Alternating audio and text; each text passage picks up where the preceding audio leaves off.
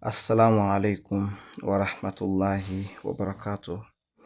Ni mimi mwanafunzi wako dhaifu, mnyonge, masikini, wakati mwingine hata mjinga, Alhabibi Yahya, nikizungumza sasa nikiwa Dar es Salaam, Tanzania. Mada mezani ni mada muhimu sana sana, iliyokuja kwa jina hadaa ya macho na mtego wa tamaa. Hadaa za macho na mitego ya tamaa, ambayo asali ya haya yote yanakwenda kuwasili katika mfumo wa kiroho. Kwa hiyo mada hii ni muhimu sana ndugu zangu, watu wenye maruhani, watu wenye ufalme mkubwa, wake kwa waume, walikuwepo kaskazini, mashariki, magharibi kwa kusini. Wengi kuna vitu ambavyo huwa vinawakwamisha. Na ni vitu vidogo vidogo, lakini ogopa kitu ambacho huwa kinahusisha hisia katika kwenye haya maisha. Ni kitu kibaya sana, kwa sababu hisia zinamfanya mtu achelewe kufanya maamuzi. Hata kama ni mfalme, hata kama maamuzi yake yapo mkononi mwake, lakini atachelewa kwa sababu ya hisia. Lakini pia hisia hizo hizo humsababisha mtu kuwahi kufanya maamuzi yasiyokuwa sahihi kwa wakati mwingine. Kwa hiyo hapa tunahitaji hekima ya kiungu, tunahitaji hekima ya kiroho zaidi kuweza kuendesha haya yote. Na hizi hadaa hazina kijana wala mzee, hazina mtoto mkubwa wala hazina shekhe wala mtu wa kawaida. Wengi huwa zinawakumba na kuwakamata. Sasa tuone mambo ambayo yanatupelekea tukafikia huku, ndugu zanguni, kwa sababu haya ni mambo hatari sana. Ni mambo hatari. Mtego wa kwanza ambao wengi wamenata kwenye huu mtego ni au hii hadaa imewachukua wengi ikiwadanganya, ni kusubiri ishara kubwa, au kusubiri kuitwa kwa sauti kubwa, au kusubiri mtu anafikiria kuitwa kwake labda atatokea shekhi kutoka Saudia mwenye magari 10, mwenye miaka 90, mwenye miaka 100, aliishi miaka 150, atakuja kumfungua ama kumzindua. Kumbe inawezekana ukaja kufunguliwa, kuzinduliwa, kuongozwa na mtu kutokea Makadala, au mtu kutokea Arabai, mtu kutokea Kilifi, mtu kutokea Tanga, huko ndani ndani Buza kwa mama Kibonge. Unaweza mtu akatokea huko, au Buza kwa Mpalange huko, mtu akatokea mtu wa kukuzindua wewe na kukuinua.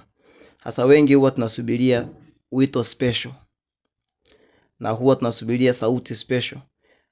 Watu wengi tumeitwa na maruhani wetu kwa sauti ndogo, na sisi tunafahamu hapa mimi nimeitwa, lakini wewe unasubiria tukio special. Kwa hivyo mtu anajikuta anatafuta au anasubiri miujiza na matendo makuu kwa muda mrefu. Lakini sisi katika mambo ya kiroho, pamoja na mapungufu yetu mengi, hakuna jambo lenye ukuu. Kila kitu lina ukuu. Subhanallah, yani hakuna jambo lenye udogo katika mambo ya maruhani. Kila kitu lina ukuu. Kila kitu au kila jambo lina ukuu wake, sisi tunaamini, tena ukuu mkubwa tu.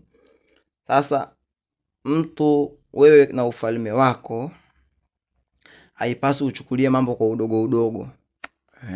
Kuna muda mwingine mambo tunaambiana kiutani tu, tunakuja hapa tunacheka cheka, lakini kumbe kuna ujumbe mkubwa ambao kama utauzingatia unaweza kurekebisha maisha yako yote mpaka unaingia kabrini.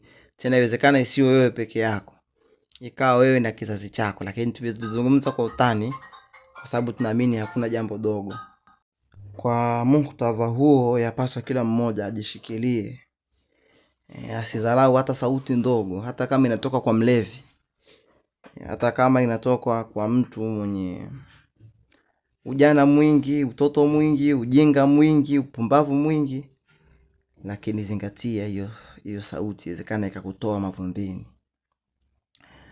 Lakini hadhara nyingine kubwa mbaya sana ambayo inatuathiri watu wa kirohani, kutokushirikiana na wengine. Katika mambo ya kiroho, mtu kuona kwamba anaweza kashirikiana yeye na pesa zake. Mwingine anajua ndashirikiana mimi na elimu yangu. Kuna watu wamesoma huko mavyuo, mathanawi, vyuo vya kidini. Sasa kuna watu ataje kushirikiana katika mambo ya fani. Lazima kuwe kuna ushirika wa kiroho. Watu hudhani kuwa wanajitoshea wenyewe, hivyo upoteza fursa ya kujengwa. Kuna mtu akihisi mimi na nafasi ya kumjenga huyu, lakini akiona mbona kama anaziogopa pesa zake. Kuna pesa zinamuogopesha, nafasi yako inamuogopesha, elimu yako. Mtu anaweza kaogopeshwa kwa elimu yako. Pana mtu anaweza kawa la kukusaidia kubwa, lakini akasema nikiropoka nitaulizwa dalili. Madalili fi hadha, iko wapi dalili juu ya hili? Na mtu wa kusoma, sio kwamba haiko, saa nyingine iko, lakini haijui, hakusoma. Kwa hiyo jitahidi sana kujishusha na uone kwamba hauwezi kunufaika na mti ambao unahisi umeuzidi kimo. Mti ambao unahisi umeuzidi kila kitu hauwezi kufaidika nacho. Lakini lingine ni kushindwa kudhibiti tamaa. Hapa tamaa za aina zote jamani, wanawake. Subhanallah. Wanawake kushindwa kudhibiti. Hapa watu wa kirohani wengi tunanasa hapa. Mademu. Kwanza macho hayaturi, lakini sisi wenyewe mambo mengi. Ile pia linatuchelewesha. Na kwa wakati mwingine linaweza kumvuta mtu na kumtoa kwenye nidhamu za ukuaji. Akawa bado na nidhamu za kushughulikia tamaa ndogo ndogo. Na hili Mwenyezi Mungu atuhifadhi sote kwa pamoja. Lakini jambo jingine, kuwa na majivuno ya kiroho. Wengi utaona katika sisi ujiona watakatifu na kujiona wana maarifa mengi kuliko wengine, na hivyo wakapoteza tawadha, unyenyekevu. Tujiona ana maarifa mengi, akajikuta anapoteza unyenyekevu. Lakini lingine la muhimu sana, hofu ya wanadamu. Watu wengi tunaogopa sana kukosolewa ama kutengwa. Kuna mtu mwingine roho, walimu wake wanamueleza acha kazi, tukufungulie. Unajua ni ngumu mwalimu mimi kama Al-Habibi kukuambia wewe acha kazi. Ukija kunilaumu, unaweza kaacha kazi leo, marwani wako kaja kukufungulia baada ya miaka 2 mitatu. Utakuwa unakula nini? Ukipigwa na njaa useme huyu Al-Habibi kanipoteza. Lakini najaribu kukuonesha bayana ya maruhani, wewe ndio uamue mwenyewe kama naacha kazi, maruhani wangu hawataki hii kazi. Sasa wengi tunaogopa kukosolewa na naonekana mjinga, mimi nimeacha kazi, nilikuwa nakula kuku kwa mrija. Leo napiga sukuma wiki, mimi na sukuma mwaka ya. Hili pia laweza kuwa ngumu. Lakini pia hili lisababisha watu kuogopa watu, kufuata mkumbo wa mambo hata yasiyofaa. Ili usipate shida, ili usipate kulaumiwa, ili uende sambamba na watu. Watu wanashindwa kusimama kwenye ukweli, japokuwa ukweli unawadhuru. Sababu ukweli una washabiki wachache. Ukifuata wanavyotaka marwani wako, utaacha wengi, utaondoka na wachache, lakini kheri iwe hivyo. Lakini jambo jingine, upendeleo wa kibinafsi. Mara nyingi mtu anakuwa anajali tu nafsi yake tu mwenyewe. Kwa sababu kuna wakati mwingine marohani wanataka upite njia fulani. Yawezekana katika faida weza kwako ni 5 tu, 5%. Lakini kwa watu zinakwenda 95. Sasa ukiwa una kitabia cha ubinafsi, ukasema sasa wanasema mimi nifanye kazi za kirohani nitatajirika. Sasa nitajirike mara ngapi? Mbona nishaendesha magari yote, nishasafiri nchi zote, sasa nifanye nini? Sasa ukitanguliza kiroho cha ubinafsi, utashindwa kufaidika, kwa sababu na ndo wakati mwingi wewe inabidi ufunguliwe kirohani, uishi kirohani. Na kufunguliwa kufuri si kuona mafanikio, ni kuanza utwi. Ukianza utwi, ndio utaona fawaida. Sasa wengi tumekuwa tukiangalia mahitaji yetu sisi wenyewe na kusahau kuwajali wengine ama jamii. jambo ambalo ni kinyume na mafundisho ya kirohani, liko mashariki wala magharibi, baina. Hilo twapasa kulibadilisha pia. Lakini utaona jambo jingine ambalo la tunasisha anasa za dunia. Mtu anajikuta ni mshabiki wa starehe, sherehe, na mambo kama haya ambao humtoa kabisa kwenye mstari wa nidhamu za kiroho. Mtu ana ratiba za mashughuli, harusi ndogo tu ambayo ingeweza kufanya kwa milioni 2 anafanya kwa bilioni, kuzinisha watu humo kwenye hiyo shughuli. Atasafirisha wanawake na wanaume wakakae miezi 2 Dubai. Hao miezi 2 wanaishije? Yaani anasa zikikubeba pia zinakutoa kwenye mstari wa kiroho. Lakini unajikuta umepooza sasa kiroho. Roho ni kulizika. Pamoja sisi na kufundisha haya madarasa yote na kujua na kupewa miongozo ya watu, haimaanishi kwamba sisi ni matajiri. Kuna wakati tunakula vizuri, kuna wakati tunausugua kama kawaida. Maisha ndio hivi yanavyokwenda. Lakini jambo jingine ambalo ni hadaa mbaya, mtego wa elimu za kidunia. Mtu ambaye kasoma sana au anakuwa amesoma sana, anakuwa anatafuta maarifa, lakini anadharau hekima za kirohani, akizani kuwa akili yake inamtosha na mambo hayo hayana ushahidi. Ataona kwamba sasa mambo haya yana ushahidi gani jamani? Kuna mambo juu ya physics, sijui by nini. Wenyewe wasomi wanafahamu, Mwenyezi Mungu awazidishie.